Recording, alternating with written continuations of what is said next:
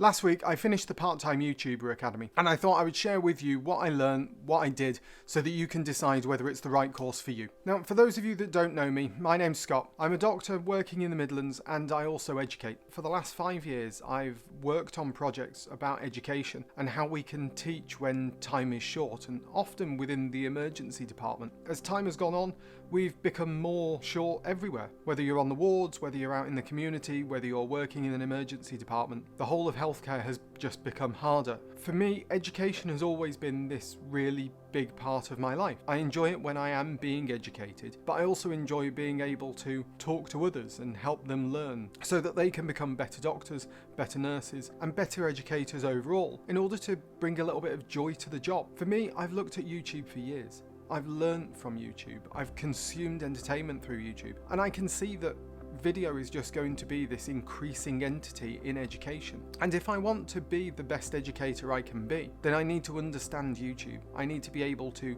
engage with it and learn how to record videos, speak to camera, and edit the videos well so that you actually want to watch them. My personal problem is that I'll completely overthink it. I'll spend hours trying to understand and feel that I need to just have the right bit of knowledge or the right way to approach things. Because if I'm doing something in the wrong way, then I'm just wasting my time. And I spent that time looking on YouTube, and with all of the information that's out there, I was kind of paralyzed. I was honestly trying to find out how to go about doing this, how to talk to camera, how to record YouTube, and that the longer I spent trying to watch the videos and learn from them, the better I would be. I was also scared. I was scared of putting myself out there, and sometimes I had this very weird feeling of I didn't know whether I was more scared about creating a video that no one would watch, or whether I was more scared of creating a video that anyone would watch. I recognised that the two of us were talking face to face. Then I wouldn't worry about what it is that I'm saying. I would just share. But I have a fear that that information out on YouTube is always out on YouTube, so it always needs to be right. It always needs to be perfect. And perfectionism was probably the biggest thing that was holding me back, and it just stopped me creating. And I thought that the more knowledge I had, I could combat perfectionism. I could actually understand YouTube and video by just reading and by learning more. So I had this sort of vicious cycle of needing to be perfect, needing to do it properly, needing to do it right, having all of the information available to me, but not knowing how to apply it to me. And because I then didn't know how to apply it, feeling that I would never be able to be good at it, and if I wasn't going to be good at it, then what was the point in trying it? Or even worse, feeling that constant low-level fear and anxiety that maybe I was going to be laughed at, and that it would then jeopardize my job, my career, or any of the interactions that I have with other people. I've probably spent about the last 3 years thinking on and off about whether I should create these videos, and that led to a weird feeling of self-annoyance that I wasn't creating, and also having this low-grade mental energy loss, worrying and anxiety about whether or not I should be creating something, whether I should not be creating something, and never really resolving any of this. And finally I had a very weird feeling of what if I'm successful? I was almost self-sabotaging because I was worried about succeeding. I'm worried about doing this well and what would be the outcome of doing it, because I was constantly comparing myself to other YouTubers that were 5 or 10 years down their journey and just seeing how good they could be, but also seeing the success that was coming from them and a fear that I might be successful, which is kind of crazy if I'm honest. Alongside all of this, I've been working as a locum doctor for a while, which means I had some more freedom and flexibility over my timetable and roster, and I watched from afar for the previous couple of years how cohort 1 and cohort 2 all went past, but I didn't sign up to it. And when I thought, this is the opportunity, if I'm going to do this, this is the time to do it. I need to do it now. I have the perfect situation. The cohort was coming around again to go from November and December, but also at a time when I have choice over my time frame and schedule, so that I can no longer pretend that I'm not doing it because of time.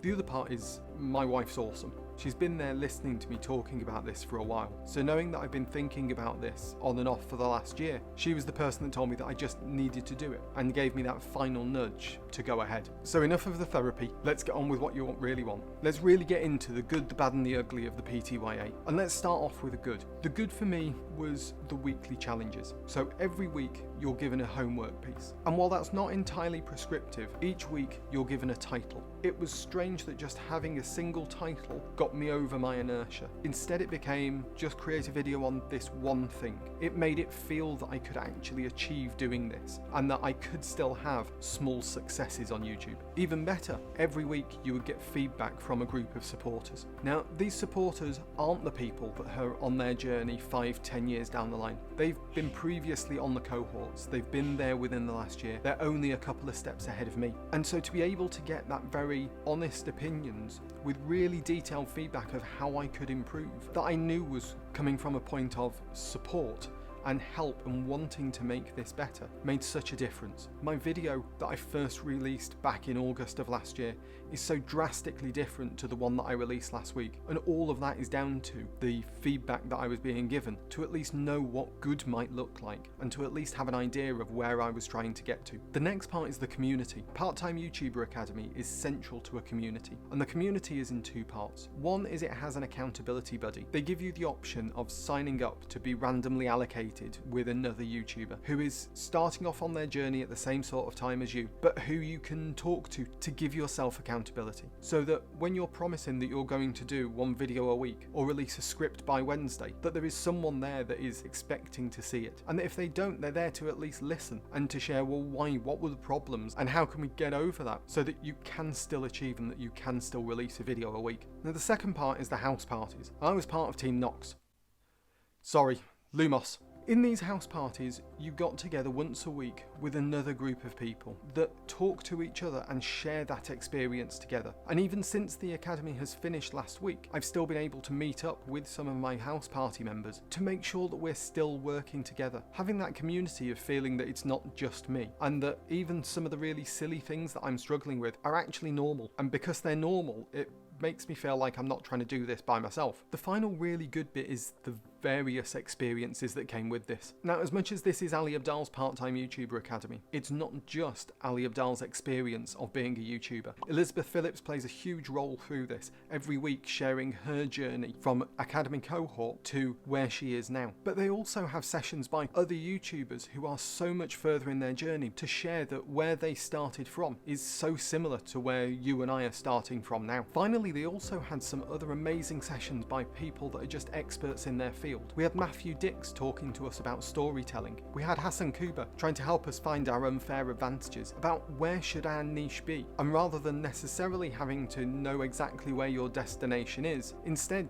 to just discover your niche around the areas that are interesting to you. So what was the bad? The bad was limited. There were always some sessions that just didn't feel like they resonated with me personally. They didn't feel like they were the right session for me. But with a cohort of 400 people, I've no doubt that those sessions really resonated with other people. And none of these sessions are mandatory. Once you're watching them, if you don't think that they're the right one for you, you can always turn off. The other part that was difficult was how much content was there. This is a course that massively over-delivered. I don't think when I started this course and when I signed up to it, I fully appreciated how much information was going to be there. There was always jokes where they referred to it as not the Part-Time YouTuber Academy, but the Full-Time YouTuber Academy. And honestly, I would prefer a Full-Time YouTuber Academy if I was going to spend my money on a course, that at the end of it, I felt like I'd been given too much rather than given too little. So what do I mean by too much information? Every week, there was an event for 6 of the 7 days of the week, and sometimes that felt overwhelming, trying to put all of those sessions that were really interesting for me into my diary. And weirdly, I have FOMO of all of the sessions that I decided that I wasn't going to watch, instead focusing on another part of the process. However, all of this I knew before I started the course. It's all there on their landing page, and you're regularly told that this is a busy course, and that the focus for us should be to make sure that I'm doing the homework each week and joining the house parties so that you have that community support. So now here's the ugly bit. And the ugly bit is just how very honest they were during the whole of this course. Each session was finished with a Q&A, and it didn't matter whether you're a beginner with 0 subscribers or you already had 1 million. If you had a question, it was answered, and it was answered honestly. There was lots of conversation about how when you start off as a YouTuber, you're essentially running a full media company by yourself. And the discussions were very honest about how much work that takes, but more importantly that that was manageable, that you could do it, providing you had systems to help you do that. All the way through the course, they were then showing you the systems that they were using and how they were making it work for them. But not just Ali's. You got Thomas Frank and Hannah Witten and a string of other YouTubers just being honest with their journey. Over the last 6 weeks, I've been completely consumed on this journey and have been sharing it with a group of people who have been excited about it as well. And so for me, the last 6 weeks have been transformative. I've now released 6 videos, more than I have done in the last 4 years. And each of these videos still feel like a heavy lift. They still take a lot of effort for me to be able to record and talk to you and put it up on YouTube for the world to see, or not.